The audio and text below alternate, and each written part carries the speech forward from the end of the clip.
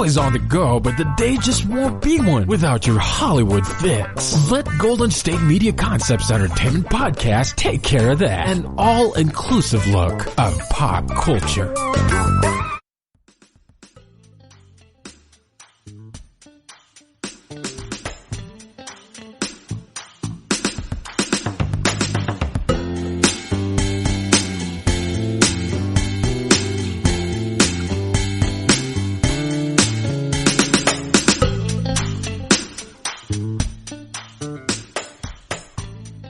What's up, guys, and welcome to GSMC Entertainment Podcast, brought to you by the GSMC Podcast Network. I am your host, Cynthia, and as always, happy to be back recording another episode for you guys here.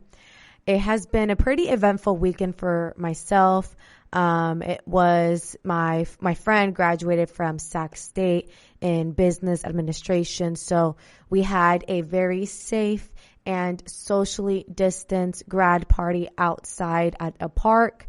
And it was really nice, to see everyone from a distance and, still interact with each other, although we weren't able to hug each other and as we normally would have. But it was really nice.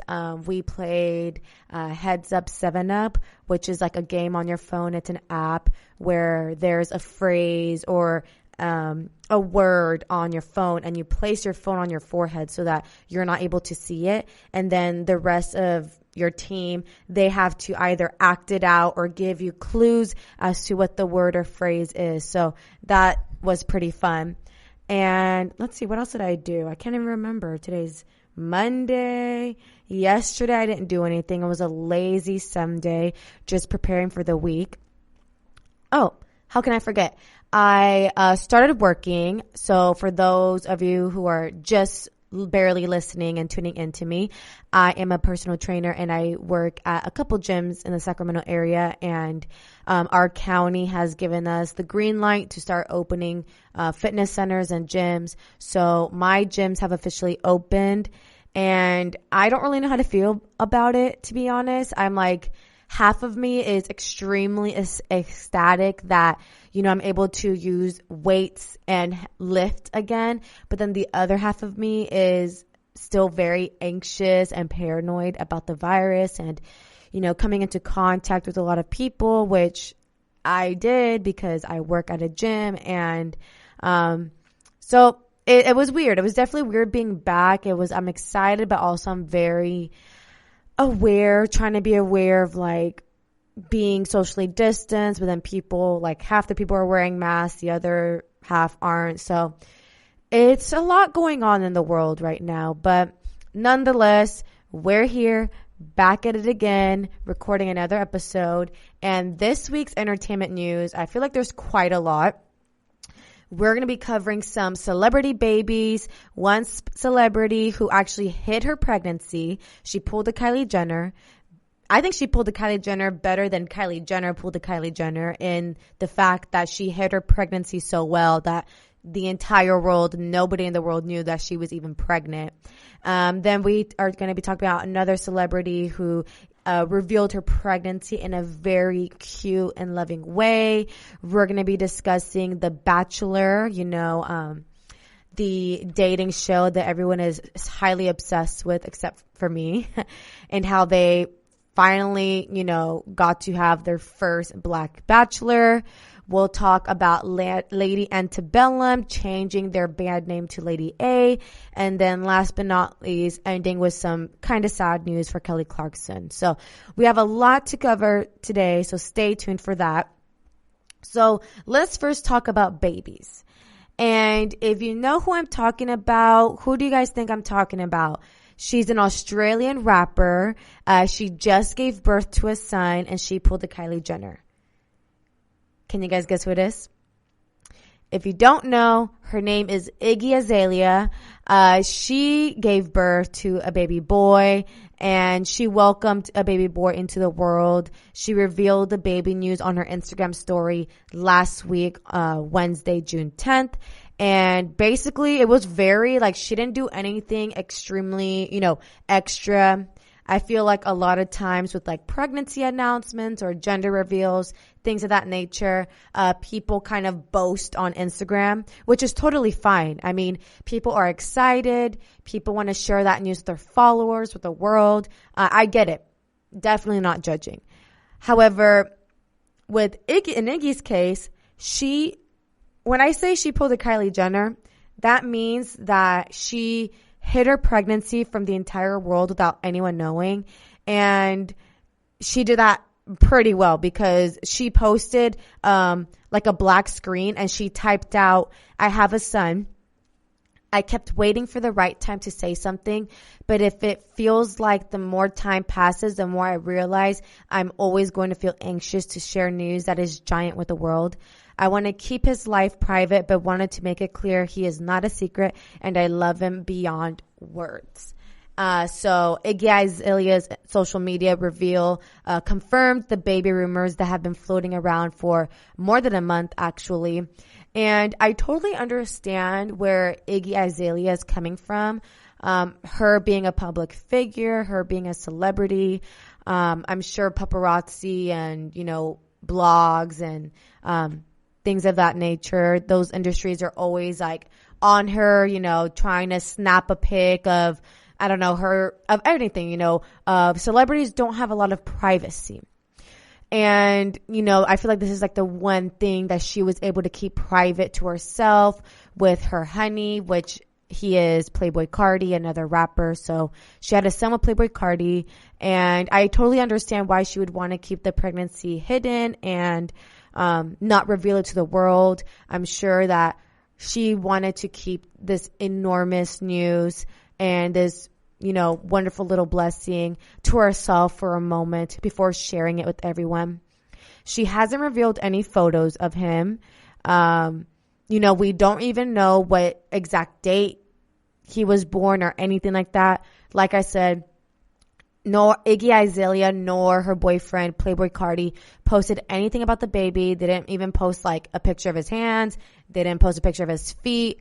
Nothing. Like that's literally all she posted was like a black screen with that statement I just read like typed out, and that was that. So she is definitely keeping this, extremely private, which I respect. And I think the rest of the public should understand and respect her wishes as well. The internet can be a very mean place, and unfortunately there are evil internet trolls that attack an innocent little baby based on their appearance.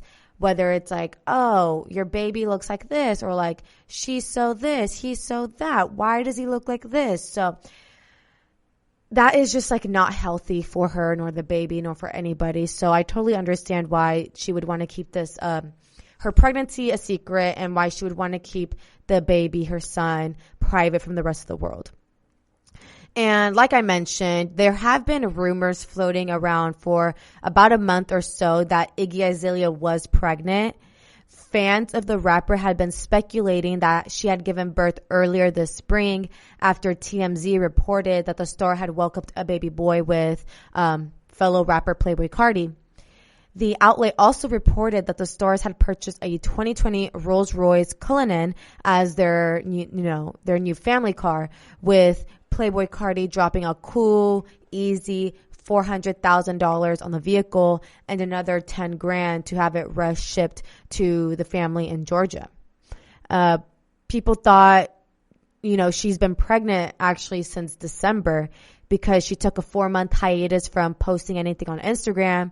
But then she came back in May or so, posting a couple photos showing off her fabulous figure. Kind of like, in a way she was tricking us, saying like, look, I'm not pregnant. Look at this hourglass shape I still got. So she definitely tricked her followers. But it's kind of hard to tell exactly when those photos were taken. Those photos, obviously we know she was pregnant. If she just had her baby, she definitely was pregnant back in December. But she definitely threw those photos in as a curveball for us. These photos were probably, old archive photos that have never been posted. So she made it seem like those were recently taken photos, which, it's smart. I would do the same thing if I was trying to hide my pregnancy.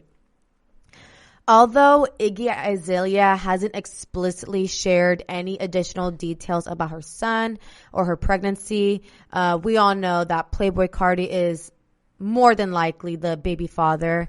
Iggy Azalea has been quietly dating Playboi Carti since 2018, actually. I didn't even know they were dating since 2018. And the couple reportedly moved in together sometime last year.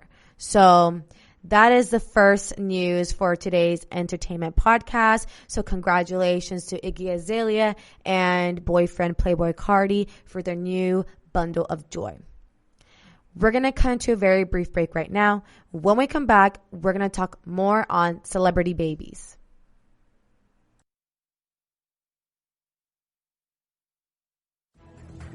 Want to find out what movies to go see? Then check out the GSMC Movie Podcast. It's your ticket to the latest movies, whether it's a new blockbuster event, romantic, comedy, or action flick. This show has got it all covered. They talk some what to go see now. Don't bother. What's hot on Netflix and everything in between. That's GSMCpodcast.com/movie-podcast. When it's all about the movies, it has to be this new show. Don't forget to like them on Facebook and follow them on Twitter. Visit GSMCpodcast.com for more info.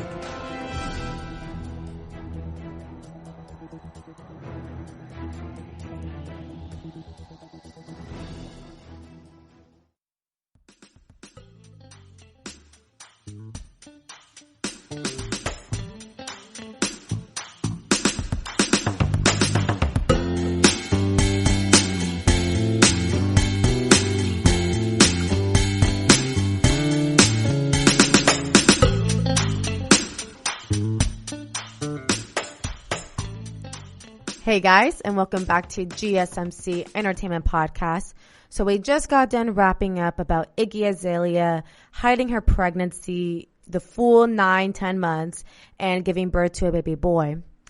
We're going to move on to another celebrity who is not going the same route as Iggy Azalea. In fact, she is definitely, she revealed her pregnancy in the cutest way, and that is Miss Teyana Taylor. I'm absolutely obsessed with Teyana Taylor and her cute little family with Iman Shumpert and Junie. They're like, first of all, that couple alone, they're so good looking, beautiful black couple. And then Junie is so sassy, so much personality, and I'm obsessed with them. So Teyana Taylor and her husband, Iman Shumpert, they teamed up for a beautiful collaboration. Teyana Taylor is expecting her second child with her husband, Iman Shumpert.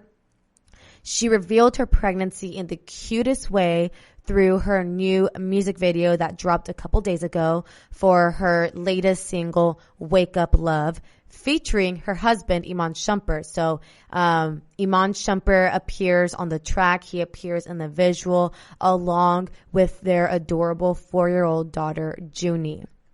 And I was obsessed with this music video. I have been listening to the song nonstop, Wake Up Love. It takes place, it's very dreamy. Everything's white, very light pink.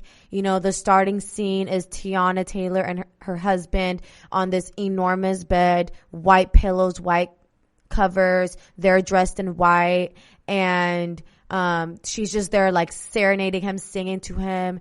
And then there's another scene where she's in this bubble bath and the tub looks like it's just floating on clouds. It's extremely, extremely dreamy. Like, I'm obsessed with the vibe, and I love the vibe. It matches with the song because Wake Up Love is a slow ballad. She's just singing. There is a little bit in one of the verses where Iman Shumpert is rapping, but it's nothing extremely aggressive. It's very sweet, the song. I love the song, love the music video concept. And in the closing scene of the video, Teyana Taylor shares a kiss in bed with her daughter Junie and Iman Shumpert before pulling down her blanket and lifting up her shirt to reveal her baby bump for the first time. So it's in the closing scene of the music video where she actually reveals her baby bump. So the entire first 2.5 minutes of the music video, she does an extremely good job at hiding her baby bump. Again, they're under the cover. So she has the blanket covering her bump, and then she's in a bathtub with all of these bubbles overflowing. So you obviously cannot see her body in the bathtub. And then, it's like she does a really good job of angle. She was holding a pillow in front of her baby bump, but it was in a non-suspicious way. If I would have just, the first time I watched that music video, I had zero suspicions that she was trying to cover anything. So she did a really good job at covering her baby bump the first couple minutes of the music video. And then at the very end of the closing scene, she revealed her baby bump in the most adorable way.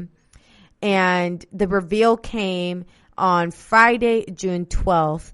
And they're going to be welcoming another beautiful baby girl. So Junie is going to have a little sister. After the reveal, Junie can be seen in the video playfully pushing her father's hand away so that she can have full access to her mom's baby bump, which Teyana Taylor says is par for the course of the youngster. And this is what Teyana Taylor, she had an interview with People magazine, and this is what she had told them. What she did at the end of the video is Junie the whole time, she says. She hugs the whole baby all the time. We were in the bed and loving on one another, and she jumped on the both of us I'm here.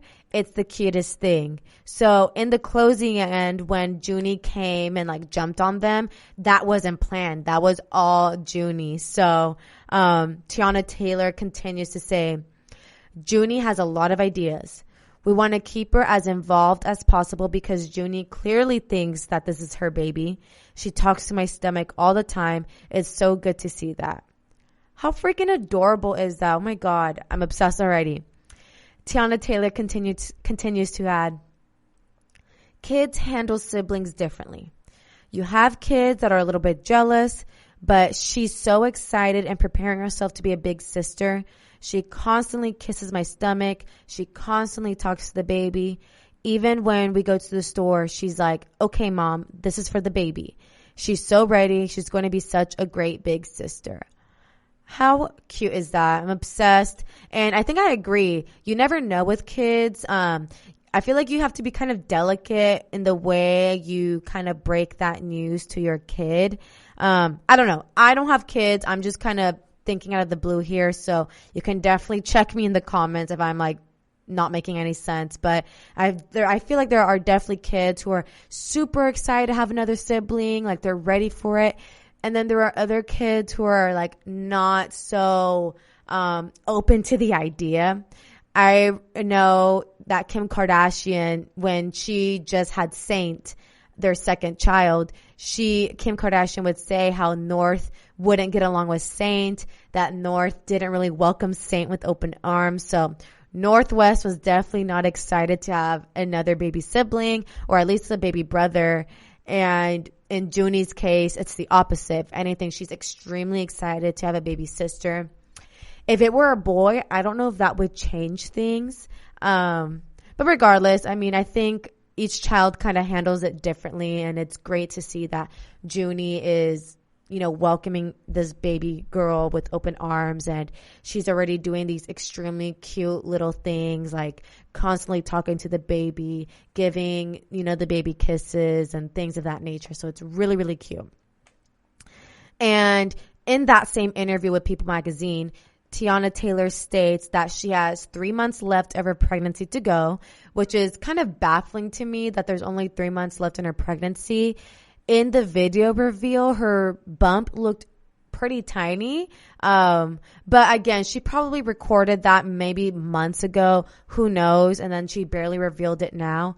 I don't know. But at 3 months. So in 3 months, we're going to welcome another little celebrity baby here. And Tiana Taylor posted first the music video on YouTube, and then she posted a clip of, the reveal on her Instagram. And this is the extremely sweet message, Instagram post or Instagram caption that she had left under this post revealing her baby bump. Though you are the love of my life, my king, my husband, and an amazing father, you are still a black man first, before anything. And that's the risk I take as you leave my side and walk out the door every single day, she wrote. I could have lost you yesterday. I could lose you today. I could lose you tomorrow. The sadness of our planet has corrupted mankind's ability to make empowering decisions. Darkened, but not by the sun, we still stand up in assembly and cry for help. For these are the reasons I have broken down my defenses. I hear you. I see you. I love you. To our girls, the name Father is another name for what we created, love. For I will never rue the love inside of my heart because I have a king to uphold and queens to raise. Oh my God, Tiana Taylor, that caption, it just warms my heart. And I think it's such a sweet message, and especially due to the social climate that we're in right now with the Black Lives Matter movement still going extremely strong. It's hard for her not to point that out in her caption. This is a real fear that unfortunately they have to endure every single day because they are a black family. So I just thought that was a really sweet message that she dedicated to her husband, Iman Shumpert, how he's she's thanking him for being the family protector. And it's just so, I'm obsessed. Like I said, I'm obsessed with this family. They're so cute. But I also wanted to add, apparently some people were already speculating since last month that the couple was expecting. Tiana Taylor was on Instagram Live about a month ago with Junie, her daughter, and Tiana Taylor made sure she wasn't showing her belly. So the entire Instagram Live was basically from her chest up. So you can just see her face, but you can faintly, in the background, hear Junie kissing her belly. And Junie goes, I want to give the baby kisses. And then right when she's about to finish that sentence, Tiana Taylor, she's no, shh. She's shushing her because she's on Instagram Live. So some people already kind of knew that, they might be expecting another baby. And then her, reveal this past Friday 100% confirms that they are expecting another baby. So either way, it was still very cute. Wake Up Love. It is Tiana Taylor's second single from the Harlem Natives' upcoming release, The Album, which should be coming out actually this month.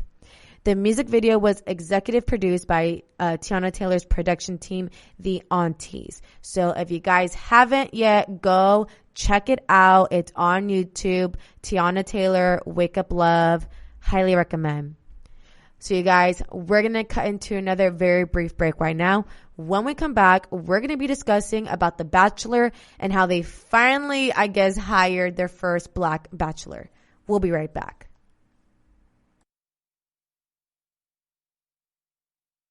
Tired of searching the vast jungle of podcasts? Now listen close and hear this out.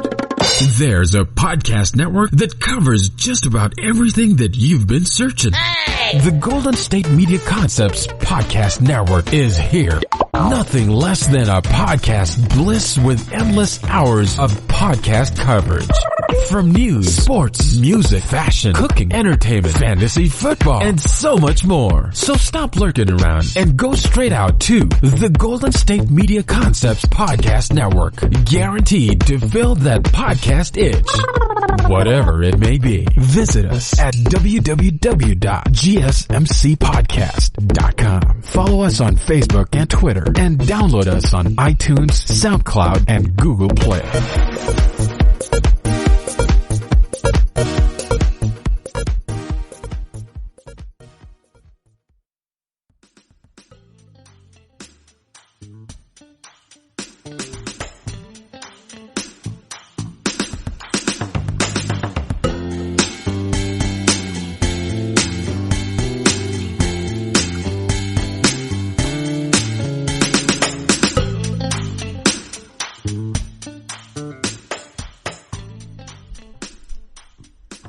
What's up, guys, and welcome back to GSMC Entertainment Podcast. So right before the break, we, got done talking about Tiana Taylor's beautiful baby reveal. And now we're going to be switching gears completely and talk about, I guess, America's favorite dating show, The Bachelor. I stopped watching The Bachelor in high school. I used to be obsessed with this dating show. I loved watching The Bachelor and The Bachelorette, all the spinoffs. I was very invested in the contestants and, I was really into it, but I was also in high school and I didn't realize or had zero knowledge that reality TV is still not real. So as I got older and, learned more about the industry, I was like, well, this isn't even real love. And all of the majority of the couples that, have gone through the show and made it to the end and proposed, majority of them are not even together besides Catherine and Sean. And I think Catherine and Sean and another couple, they're the only ones who are still together after 24 seasons. So that's really when I stopped watching. I think that was the last season I stopped was with Catherine and Sean. And I'm going to be extremely blunt with you guys. I might make some of you Bachelor and Bachelorette lovers upset on my opinion. But again, I do want to reiterate that this is an opinion of mine, so I'm allowed to have it and you are allowed to have yours. But I am not the biggest fan of The Bachelor. And to be honest, them finally, casting their first Black Bachelor in over 18 years screams performative to me. I think the only reason why they are casting a Black person as the Bachelor is because of our social climate with Black Lives Matter movement, and a lot of people are calling out these brands, and a lot of actors and actresses are calling out these production companies and saying we need more Black people in these spaces, which I am all for. So I just think, The Bachelor, to me, it's performative. It's kind of the same thing as posting a black square on your Instagram for Blackout Tuesday, which I think that was last week or a couple weeks ago. So this really doesn't mean anything to me. I'm still not really going to tune in to this new season of The Bachelor. So like I said, after 24 seasons that have aired over 18 years, The Bachelor will finally feature a Black man as the show's lead. On Friday, Good Morning America announced that Matt James, a 28-year-old who was originally cast as a contestant on Claire Crawley's upcoming season of The Bachelorette, will be the flagship show's next Bachelor. So The Bachelor and its spin-off shows have been long. They have long been criticized for their lack of diversity in casting and for the way contestants of color are treated on the show, which is absolutely true. Even in my younger years, when I did watch The Bachelor, Bachelorette during high school, I always noticed how it's predominantly majority, like 95% white people, and the sprinkle of Black people here and there, or the sprinkle of Asian representation here and there was very minor, and they usually got booted off the show like the first night or the second night. Like they never made it to the full round. So it definitely felt, now me looking back, it definitely felt like they just added a sprinkle of color in there to call themselves inclusive and diverse. So they have been criticized for many years about the lack of diversity. And their audience is predominantly white as well. So I think that's why they're probably catering to that audience, predominantly white audience. They want predominantly white cast members, right? In all the seasons of The Bachelor and The Bachelorette, there's only been one person of color as a lead, which is Rachel Lindsay, who first appeared in Nick Vale's 2017 season of The Bachelor. And then she went on to be The Bachelorette in 2018. So There's only been one person of color, Rachel Lindsay, in 2018 though, okay? The Bachelor first aired 2002. So in the first 16 years it took for them to cast a black woman as the Bachelorette, and in 18 years it took them to cast the first black male as the Bachelor. Recently, a change.org petition called on ABC and Warner Brothers, the show's production company, to cast a person of color in the lead role, garnered over 85,000 signatures.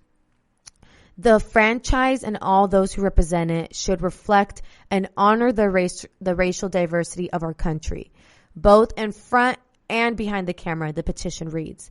Following up with 13 commitments signatories would like to see, including giving equitable screen time to white contestants and contestants of color, and fair compensation for the show's employee of color, which I think they should absolutely follow through with that. When asked on GMA whether Matt James thought ABC's decision was too little too late, he responded, "I don't think it's ever the wrong time to do the right thing." I don't know.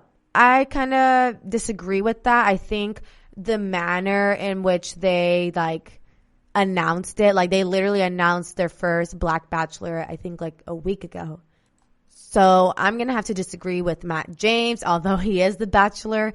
It does seem extremely performative on my, I think it's performative what ABC and The Bachelor are doing, with the Black Lives Matter right now. They're like, we need a black person on the screen. So I don't know. It doesn't seem genuine to me. It's unclear whether Matt James remains a contestant on Claire Crawley's season of Bachelorette.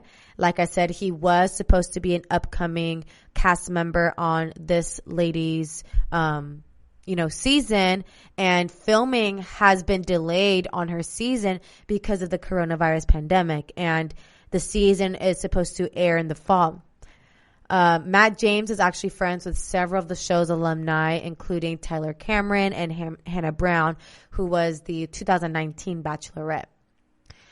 Matt James noted that he didn't even tell his mother about the announcement before it was made because she can't keep a secret. He says he's looking for a woman who's selfless, honest, caring, and compassionate. And he adds that he hopes his cast of contestants will be diverse too. I wonder if the previous, cast leads on The Bachelor and Bachelorette, I wonder if they tell the producers, I want someone like this or like that, did all the past Bachelor and Bachelorettes say, I want someone who's white?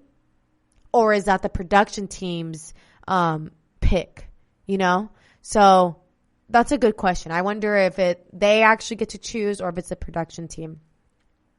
Rachel Lindsay, she also appeared on GMA as well, saying that the show has a long way to go. She adds that she'd like to see producers of color behind the camera, and she says, I'd like to see them cast leads who are interested in dating outside of their race, meaning not just white and white. The announcement of Matt James' casting comes a few days after Rachel Lindsay spoke out strongly against fellow former Bachelorette Becca Kufrin. In the conversation, Rachel Lindsay said that she originally turned down the offer to be the Bachelorette. Eventually, she said yes, not because she believed she could find love on the show, but because she thought she could improve the franchise's record on race. Rachel Lindsay says, it's bigger than me. They need representation, and I felt that I could do it well. Rachel Lindsay said of the decision, noting that she was happily wrong about finding love on The Bachelorette. Rachel Lindsay and her final pick, Brian Abasolo, got married last year. She adds, I also hoped that I could start a trend in the right direction.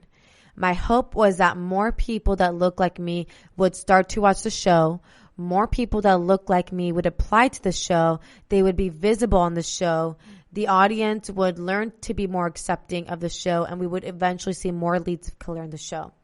None of that has happened in 3 years. Instead, Rachel Lindsay said, The Bachelor Nation perpetuates and mirrors exactly what is wrong in our society and continues to play into an audience that is willing to accept it, and I'm tired of it. Period. I agree with Rachel Lindsay, okay? She's also tired of feeling like the franchise doesn't have her back. She states, there have been a number of times that contestants have done racist things or said it, and the franchise is completely silent on it. And I'm sick of pretending that I'm fine with it. I'm not sure if she is talking about Hannah Brown. A few weeks ago, Hannah Brown did receive some backlash. She said the N-word on Instagram Live, and Rachel Lindsay called her out on it. So I'm not sure if she's specifically talking about that situation. However, I completely understand where she's coming from and how she may feel that a lot of racist things have happened in the show, and the franchise doesn't really do anything about it. So I still would choose to watch Flavor of Love over The Bachelor. I don't know. I'm not convinced on The Bachelor and Bachelorette. It's all for show. People hop on that show to gain a following. I know this because a girl who I went to college with, she was in my sorority. She explicitly said that she hopped on The Bachelor, the latest season with, I think, Pete or Peter. I don't know his name, the pilot. And she said that she only hopped on the show just to gain more followers. So it's not genuine. I'm not a fan of The Bachelor. Let me know in the comments if you agree or disagree with me. Again, it's fine if you disagree. So you guys, I'm going to cut to a very brief break right now. When we come back, we're going to talk about Lady Antebellum, or now known as Lady A, and Kelly Clarkson.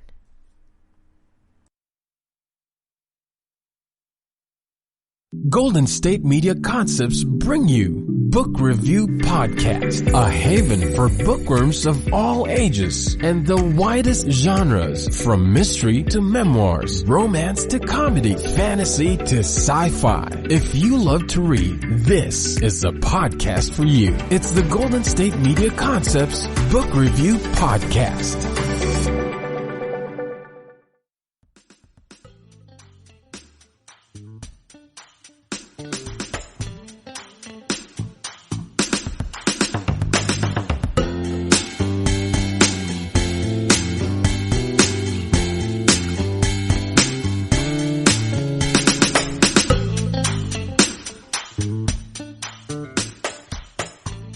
What's up, guys, and welcome back to GSMC Entertainment Podcast. So we're moving on. We're going to be talking about Lady Antebellum and how this Grammy-winning country music trio has changed their name from Lady Antebellum to Lady A. So they are finally dropping the Antebellum from its name. Charles Kelly, Hillary Scott, and Dave Haywood released a statement on social media Thursday and said that while the band's name originated from the Southern Antebellum style homes where they took some of their first photos as a band, they are now regretful and embarrassed to say that they did not take into account the associations to the period of history before the Civil War, which includes slavery. So that name, Antebellum, and their band name that has been there for years and years and years, holds a lot of weight, especially to the Black community. And these are things that I wish I would have known, like learning growing up in middle school, high school. I was never taught, like I never knew that. When they came out with that statement, I had no idea that Antebellum was related to the slavery era. And I used to actually really listen to Lady Antebellum.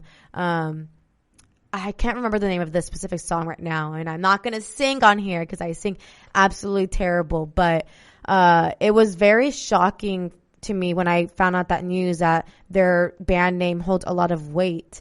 Again, this is something that I wish I knew. I'm sure a lot of people who are not from the South, I don't know, didn't know this either. But, now with the national reckoning over the Black Lives Matter movement, the country group reconsidered the implications behind the phrase. And in their statement that they wrote on Instagram, they said, "We've watched and listened more than ever these last few weeks, and our hearts have been stirred with conviction. Our eyes open wide to the injustices, inequality, and biases Black women and men have always faced and continue to face every day. Now, blind spots we didn't even know existed have been revealed. After much personal reflection, band discussion, prayer, and many honest conversations with some of our closest Black friends and colleagues, we have decided to drop the word antebellum from our name and move forward as Lady A, the nickname our fans gave us from almost the start." The group has been called out actually many times in the past for a name that is associated with the antebellum South, the period before the Civil War when Black people were enslaved. They said in their statement that when they came up with the name, as musicians, it reminded them of all the music born in the South that influenced them, such as Southern rock, blues, R&B, gospel, and of course, country. She says they say, "We are deeply sorry for the hurt that has caused and for anyone who has felt unsafe, unseen, or unvalued." If they've been receiving a lot of criticism, then they must have known also that their name holds a lot of weight. That's the only thing I'm kind of confused about. Like, I'm glad they finally changed their name. But if they knew before Black Lives Matter movement started to really kick off, if they knew the heavy weight the word antebellum held all these years prior and they didn't do anything about it, then that's shady to me. And it's performative as well. Like, people are just now doing all these things to not catch heat. So I don't know if they knew this prior, but, if they actually had Black friends and Black colleagues at the time, that I'm sure those Black friends and Black colleagues would have told them several years ago, like, "Hey, your band name is pretty racist and it is associated with the slavery era." I don't know. In the past 2 weeks, the country genre, known for its fixation on the past and frequently the Southern past, has started publicly addressing its own painful truths about the racial inequality of the format, which has its roots in Black history but is now overwhelmingly white. On an industry Zoom call last week with more than 800 participants, Black music industry executives shared their trepidation about going to venues in the South where Confederate flags are often on display. A Black country music fan recently shared on Instagram that she often doesn't feel safe going to country concerts, and the post subsequently went viral among Nashville artists who flooded her comment section to show support. And that's a little wild to me to think that a genre that Black people basically invented got booted out of their own genre because white people started to take over that genre, and now Black people don't even feel comfortable going to a country music festival or going to a venue that's holding country music because of the racial inequalities and prejudices they may face. That's messed up, and it just baffles me. I feel like my eyes are starting to open wider and wider to all of these injustices that have been deeply rooted into our country for many, many, many, many, many years. And I'm barely finding this all out. And it's just like, my mind is literally blown every single day. So I just can't believe it. And the decision of Lady Antebellum dropping their name to Lady A, this decision comes a day after NASCAR announced it would ban Confederate flags at events, a change that prompted many on social media to ask if country music concerts would be next. The fact that Confederate flags are not banned is so stupid to me. What? That flag holds a lot of weight. And I just can't believe that it's just not banned nationwide, period. Like, like I said, it baffles me. And I'm not going to get too into it right now. So let's get back to Lady Antebellum, or Lady A. Lady A, this band formed in 2006 and went on to write and record, the 2009 smash Need You Now. I was actually obsessed with that song, which went 9 times platinum and won Song and Record of the Year at the Grammy Awards. After taking a 2-year break to work on solo projects, they reunited in 2017 and last November released their 7th studio album. The trio has been posting separately and together in the past week about ending racial inequality. Their statement continues with, "Causing pain has never been our heart's intention, but that doesn't change the fact that indeed it did just that. So today we speak up and make a change. We hope you will dig in and join us," the band said, adding that they are making a donation to the Equal Justice Initiative. "We feel like we have been awakened, but this is just one step. There are countless more that need to be taken. We want to do better." So, I'm glad that they're finally doing better. But I feel like they must have known about their name holding that much weight. But nonetheless, I guess we're still making progress towards the right direction and ending racial inequality. So enough about Lady A. Let's get on to our final news of the day for the episode. And that is, unfortunately, Kelly Clarkson filing for divorce with her husband, Brandon Blackstock. He's been her husband for nearly 7 years. And on June 4th, it came out that they are filing for divorce. And apparently they have been enduring a lot of issues and problems for several months.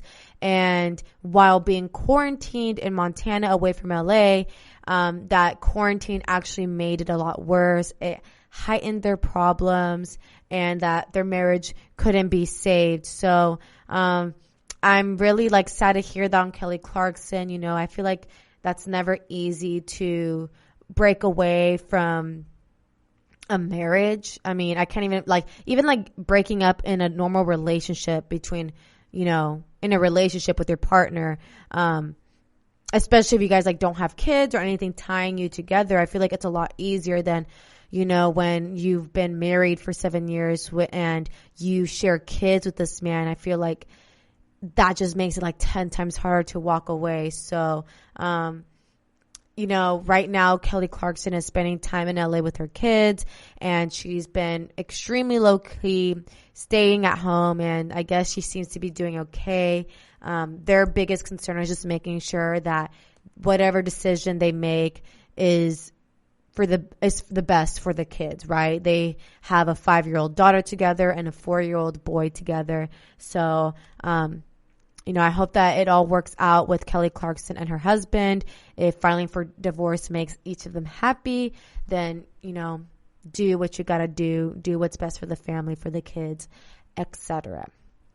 So you guys, that's going to wrap up today's episode here at the GSMC Entertainment Podcast. I know I threw a lot of information there today.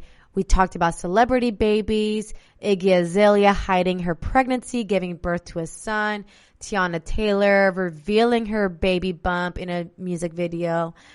We talked about Matt James being the first cast lead for The Bachelor, Lady Antebellum, now known as Lady A, and then finally talking about Kelly Clarkson filing for divorce. So I hope you all enjoyed what we had to discuss on today's episode here at the GSMC Entertainment Podcast. If you liked today's episode, please don't forget to like, share, subscribe, comment, all of that good stuff, because that tremendously helps the show. And I'll catch you guys here next week. You've been listening to the Golden State Media Concepts Entertainment Podcast, part part of the Golden State Media Concepts Podcast Network. You can find this show and others like it at www.gsmcpodcast.com. Download our podcast on iTunes, Stitcher, SoundCloud, and Google Play. Just type in GSMC to find all the shows from the Golden State Media Concepts Podcast Network. From movies to music, from sports to entertainment, and even weird news. You can also follow us on Twitter and on Facebook. Thank you, and we hope you have enjoyed today's program.